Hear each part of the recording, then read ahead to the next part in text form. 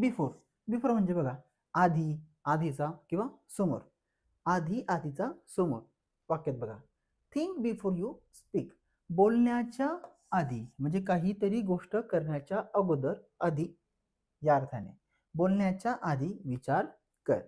Think before you speak. She had lunch before living for work. तिने कामावर जाण्याच्या आधी जेवण केले. ठीक आहे. हॅड लंच म्हणजे काय, जेवण केले. Wash your hands before eating. Simple आहे.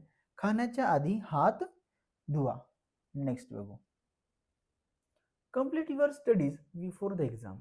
परीक्षेच्या अगोदर काय करा, अभ्यास करा किंवा अभ्यास पूर्ण करा. ही stood before the crowd to give his speech.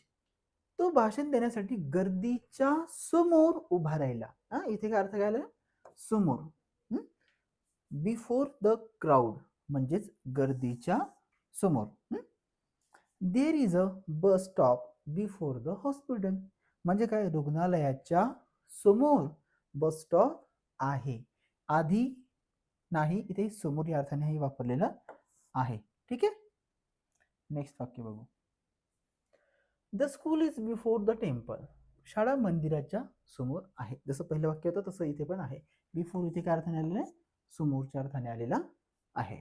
बघा. A garden is located before the office building. ऑफिसच्या इमारतीच्या समोर बाग आहे.